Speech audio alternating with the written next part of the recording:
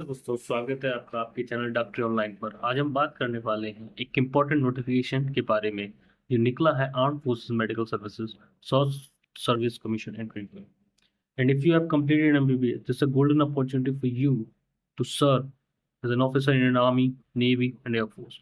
So let's begin about notification. ये notification AFMS SSC medical officer entry के लिए है।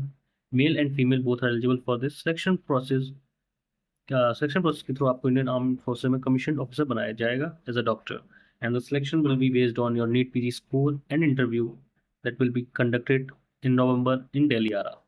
So now looking at the notification, join the armed forces medical service as a medical officer. इसमें important date देख लेते हैं। जैसे 13 सितंबर को काउंसलिंग स्टार्ट होगी और क्लोज होगी 3 अक्टूबर 2025। अब इसमें इसके एलिजिबिलिटी क्राइटेरिया क्या है? आप MBBS part 1 part 2 pass out हो, नीट पीजी एग्जाम में अपियर हुए हो, and if you have post graduate degree, then आपको जो नीट पीजी को उस समय जब ये थे at the time of joining of PG degree, उसके थ्रू आप एलिजिबल हो जाएंगे। But if you haven't completed of PG, then आपके जो प्रीवियस 2 इयर्स के नीट पीजी स्कोर है उनसे ही वैलिडिटी होगी, that is 2024 and 25। Current year NEET PG की रिजल्ट आउट हुआ है, they are also eligible for the job. Qualification बता दी गई जैसे पहले। अच्छा, आप देखें internship completion date, date is very important.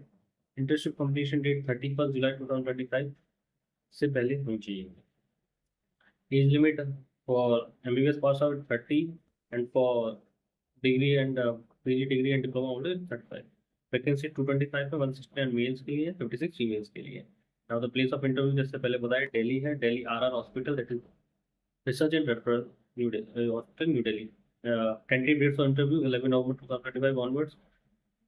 Now what is the selection process, ये इंपॉर्टेंट है। शॉर्ट लिस्टिंग कैसे हो कैंडिडेट्स की? Short listing will be based on your NEET PG score. Out of 200 को 100 में कन्वर्ट किया जाएगा, फिर उसके बाद कॉल किया जाएगा फॉर इंटरव्यू। और उसके बाद जो इंटरव्यू, जो आपके नीट पीजी मार्क्स हैं और आपके इंटरव्यू के मार्क्स हैं, पहले तो आपको कॉल आएगा नीट पीजी मार्क्स टोपे पर, और वाइवा वॉज इंटरव्यू या आपकी स्क्रीनिंग के लिए काम करेगा था इंटरव्यू, जो नवंबर में होगा। Army RR hospital Delhi cantt, यहाँ पे होगा। इसमें तो आपके जो नीट पीजी के स्कोर और इंटरव्यू के स्कोर, इनको कम्युलेट करके आपकी फाइनल मेरिट क्रिएट होगी। ये सब मेन इंपॉर्टेंट है फिजिकल और मेडिकल स्टैंडर्ड। इसमें स्पेशल मेडिकल बोर्ड एग्जामिनेशन होता है आर्मी की तरफ से, तो जनरल आर्मी का मेडिकल प्रोसीजर पूरा उसमें सारे आपके फाइट सारे आपके जैसे कि एब्डोमिनल अल्ट्रासाउंड होगा, चेस्ट एक्सरे होता है, ब्लड टेस्ट होते हैं। बाकी आपके नॉक नी फ्लैट इनको देखा जाता है, और एल्बो कर्वेचर, और बाकी कोई परमानेंट डिफॉर्मिटी तो नहीं, वो भी देखी जाती है। तो इसमें अगर आप जैसे स्पेशल मेडिकल बोर्ड में आप अनफिट होते हैं, you can go for appeal medical board AMB, और ये आप वहीं पे भी प्रोसेसर आपके बताए जाएंगे। अब इसके बाद क्या है, मेरिट लिस्ट, जो फाइनल मेरिट लिस्ट जैसे बताई गई। All candidates who have qualified in the viva voce interview by securing at least 50% marks will be subject to medical examination immediately after the interview. मतलब वहाँ पे आपको 2-3 दिन का स्टे अरेंज करना पड़ेगा दिल्ली में। जैसे कि जिस दिन आपका डेट आएगा इंटरव्यू में, उससे एक दिन पहले वहाँ पहुँचेंगे, मॉर्निंग में आपको रिपोर्टिंग होगी, देन आपका इंटरव्यू होगा। इंटरव्यू के बाद सब्सिक्वेंट डे में आपके मेडिकल होगा। अगर जैसे अपील मेडिकल बोर्ड में जाते हैं तो उसकी डेट वो उस हिसाब से बता दी जाएगी। अब merit list, final merit list जैसे पहले बता दिया गया। Merit list of both male female candidate who obtain minimum qualifying marks of 50% will be drawn by adding calculating NEET PG marks, जो कि आउट ऑफ 100 में कन्वर्ट किया जाएगा, एंड वाइवा वॉइस जो इंटरव्यू होगा उसके 50 मार्क्स होंगे, तो उसको कंबाइन करके आपकी बना देंगे। दैट NCC सर्टिफिकेट भी मिलेगा, एंड अगर आपका NCC सर्टिफिकेट ऑलरेडी है तो उसका भी आपको बेनिफिट मिलता है इंटरव्यू के दौरान, तो एडिशनल मार्क्स आप इंटरव्यू में ऐड होते हैं। उसके बाद एम्प्लॉयबिलिटी, ये इंपॉर्टेंट है। इसमें आपको शॉर्ट सर्विस कमीशन एंट्री मिलती है, जो कि 5 इयर्स की होती है। इसमें एक्सटेंडेबल 9 इयर्स भी होते हैं, तो in short you can serve for 14 years in a फिर इसके बाद अगर आप सर्विस के दौरान परमानेंट कमीशन के लिए भी एप्लीकेशन आप एग्जाम दे सकते हैं, जो 2.5 इयर्स से 9 इयर्स की सर्विस के बीच में आप दे सकते हैं, तो आप परमानेंट कमीशन में एंटर ले सकते हैं इसके थ्रू। अब नाउ कम सैलरी स्ट्रक्चर।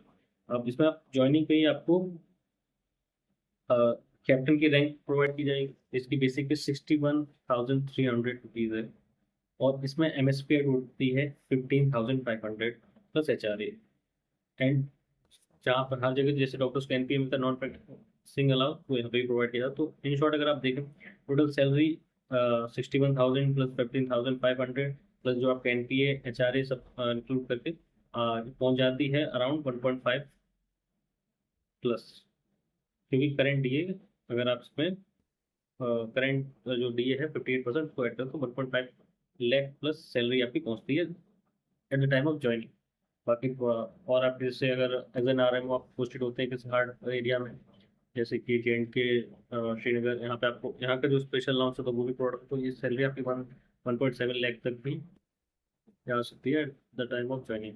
फिर जो भी डिडक्शंस होते हैं वो तो अपनी जगह थी। और स्पेशल चीज़ क्या है यहाँ पे, लीव्स।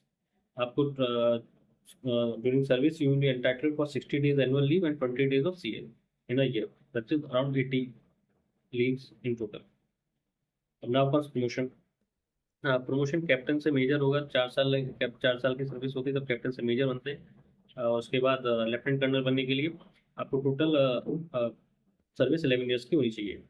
ठीक है, तो इसके एंड इसमें सबसे बढ़िया चीज़ क्या है, आपको जब पीजी 4 साल बाद you eligible for doing PG sponsor किया जाएगा आर्मी के द्वारा। आपको एफएमसी की सारी सीट्स के अंदर एलिजिबल होंगे, और कुछ सिलेक्टेड इंस्टीट्यूट जैसे इंस्टीट्यूट ऑफ नेशनल इंपॉर्टेंस, वहाँ पे भी आपको सीट्स में स्पॉन्सर सीट्स में आपको रिजर्वेशन मिलेगा। टेनर ऑफ एंगेजमेंट क्या है, फ्रेश एमबीबीएस के लिए टेनर ऑफ एमबीबीएस जैसे पहले बता दिया गया है। Commission through special entry 5 years है, extendable by 9 years in 2 spells, first 5 years and second 4 years। तो मतलब इन टोटल आपकी 14 years की सर्विस हो जाती है एसएससी में। और फिर एक्सएमसी इंश्योरेंस छोड़िए, डिपार्टमेंटल परमानेंट कमीशन, ये जो मैं बता चुका, आप 2 साल सर्विस कंप्लीट होने के बाद, 2 साल सर्विस कंप्लीट होने के बाद आप अप्लाई कर सकते हैं till 9.5 years completion of service. तो अप्लाई कर सकते हैं, आपको 2-3 अपॉर्चुनिटीज मिलती है, नॉर्मल एग्जाम होता है, परमानेंट कमीशन के लिए ऑप्ट कर सकते हैं। अब यहाँ तक टोटल मतलब जो कंप्लीट प्रमोशन क्राइटेरिया क्या है मेजर जनरल से प्रिंट जनरल तक। अब मेजर जनरल में क्या है, मेजर से स्टार्ट होगा, तो आप कैप्टन अगर एज आप ज्वाइन करते हैं 4 साल बाद आप मेजर मिल जाएगा। और लेफ्टिनेंट कर्नल आपको 11 ईयर्स टोटल सर्विस करने लेफ्टिनेंट कर्नल। और कर्नल बाई सिलेक्शन होते हैं, क्योंकि इसमें काफ़ी कम वैकेंसी होती है, तो कर्नल रैंक पे सिलेक्शन होता है और 18 से 19 साल सर्विस लग जाती है। फिर आगे brigadier major general lieutenant general, ये प्रमोशन होते हैं टाइम आउट तो नहीं, सिलेक्शन बेस्ड होते हैं जनरली। कोई टाइम आउट प्रमोशन आपको लेफ्टिनेंट कर्नल तक मिलेगा, बाकी उसके बाद सारे प्रमोशन आपके सिलेक्शन बेस्ड होते हैं। अब पीजी डिग्री के लिए क्या प्रोविजन है इसमें, अगर आपको पीजी डिग्री के लिए ऑप्ट करना है तो आपका completion of 4 years of service, आप M D M S PG exam दें, M D M S DNB के लिए एलिजिबल हो जाते हैं, सारी सारी सीट्स आपके लिए ओपन होती है, अप्लाई कर सकते हैं।